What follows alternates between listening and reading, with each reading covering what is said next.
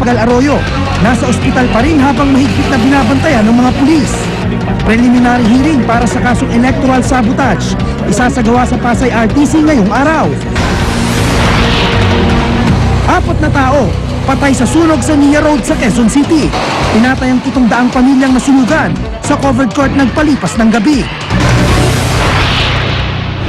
At picture ng baby boy ng mag-asawang Ogie Alcacid at Regine Velasquez, ipinakita na sa publiko. Huwag pahuli, tutok na sa unang balita. Magandang umaga, narito na ang mga unang balita.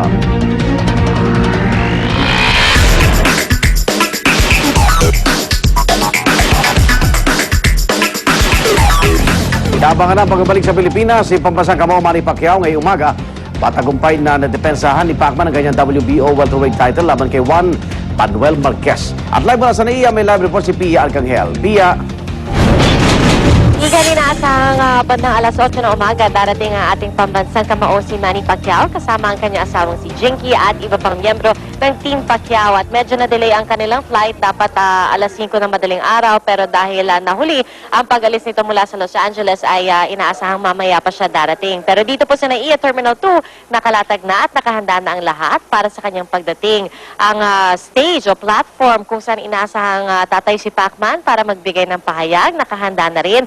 Ang mga kasamahan natin sa media, nakaantabay na, kanina madaling araw pa lang ay nandito na po tayong lahat at nag-aabang sa pagdating ng ating pambansang kamao. At mula rito, dediretso sa Presidential Lounge si Congressman Pacquiao na madalas nire-reserba lamang para sa Pangulo, pero dahil nga po isang pribilehiyo at isang malaking karangalan daw ang ibinibigay ni Pacman lagi sa ating bansa, pinapahiram ang Presidential Lounge para sa kanya. At dito inaasahang sasalubungin din siya ng kanyang 4 na anak. At mula rito naman ay dediretso sa Midas Hotel sa Maynila si Pacman. At pagkatapos noon, inaasahang magsisimba si Pacman sa Quiapo Church sa Maynila at isang buong araw ng pagdiriwang ang inilatag para sa ating pambansang kamao matapos niyang talunin sa isang controversial at very close fight si Juan Manuel Marquez, ang El Dinamita ng Mexico. Igan? Maraming salamat, Pia Arcangel. Nagulat live mula sa NAIA. Isang espesyal na hotel room ang naghihintay kay Manny Pacquiao sa Midas Hotel. Personalized pa ang mga inihandang gamit. Narito ang report ni Trisha Zafra. Pagpasok natin dito sa hotel lobby, dito sa bandang kanan, makikita natin itong elevated portion ng lobby kung saan nakatakdang pumuesto si Congressman Manny Pacquiao kasama ang Team Pacquiao para sa isang press conference. Pagkatapos ng press con, diretso sila sa cafe para sa isang private breakfast. Danggit, Angus beef tapa, fried salmon, chicken sausage at assorted fruits daw ang gusto ni Pacman. Dito naman sa 10th floor ng hotel makikita yung suite na tutuluyan ni Manny Pacquiao at ng kanyang pamilya. At bilang parangal kay pambansang kamao Manny Pacquiao, pinangalanan nila itong Pacquiao Suite. Tara, silipin natin. Inihahanda na ang mga gamit na may personalized embroidery pa ng initials ni Pacquiao. Nagkalat din ang mga litrato ni Pacman at ng kanyang pamilya. We actually want him to feel that he's at home.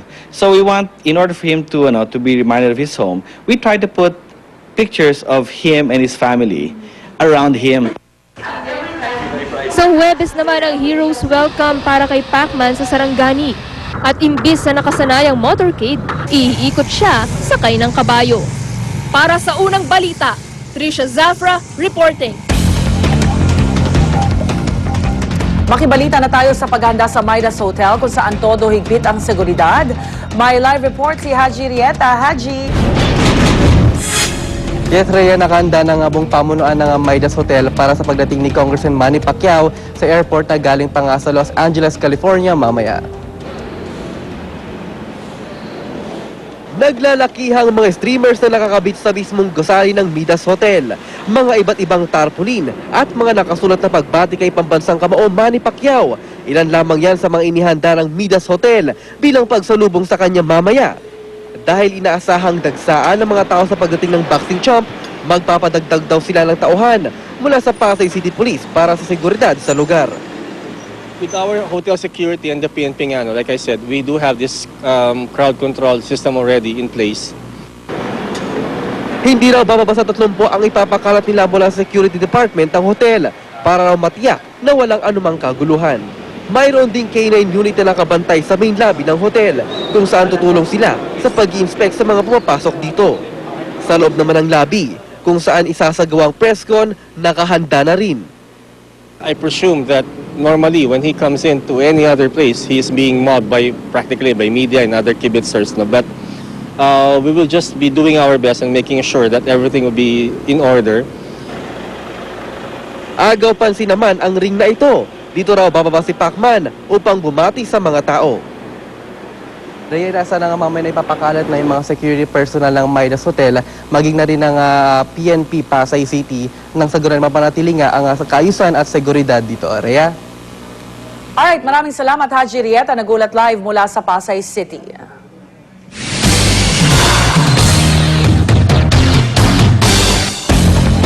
Dating Pangulong Gloria Macapagal Arroyo, mahigpit pa rin binabantayan ng pulisya sa ospital. Under police custody ang dating Pangulo para sa kasong electoral sabotage. Dumalaw po ang ilang kaalyado ng dating Pangulo sa kanyang hospital room. At mula sa St. Luke's Medical Center, Taguig, may live report si Katrina Son. Katrina. Igan, nananatili nga nagwardyado ng mga tauhan ng Taguig Police ang dating Pangulong Gloria Macapagal Arroyo na nasa police custody pa rin. Ito nga ay matapos maisilbi ang kanyang warrant of arrest laban sa kasong electoral sabotage. Sa buong magdamag ay may ilang personalidad na dumalaw sa dating Pangulo dito sa St. Luke's Medical Center, Taguig. Isa na rito si dating Justice Secretary Raul Gonzalez Sr. na lumabas mula sa ospital mag-aalas 7 na ng gabi. Agad naman siyang dumiretso sa kanyang sasakyan at umalis. Dumalaw rin si Congresswoman Imelda Dimaporo at asawa nitong dating kongresista din at umalis bandang alas 10 ng gabi na ihinihatid palabas ni Attorney Raul Lambino, legal spokesman ng dating Pangulo. Ayon kay Attorney Lambino, mahina pa rin si Congresswoman Arroyo. Nakahanda na raw ang pleading nila sa Pasay RTC pero hindi pa nila ito pwedeng sabihin.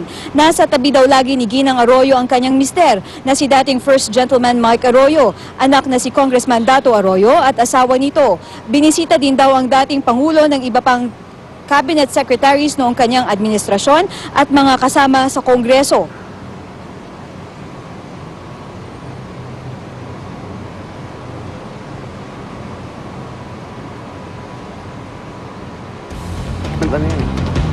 Okay. Katrina? Yes, Igan, at patuloy pa nga tayong nakabantay dito ngayon para sa mga personalidad na maaaring dumalaw sa dating Pangulong Arroyo. Igan? Maraming salamat, Katrina Son. Nagulat live mula sa St. Luke's Medical Center sa Taguig. Sa kabila naman ng kondisyon ni dating Pangulong Gloria Arroyo, ginit ng ilang grupo na dapat siyang ikulong. Darito ang report ni Jam Sisante.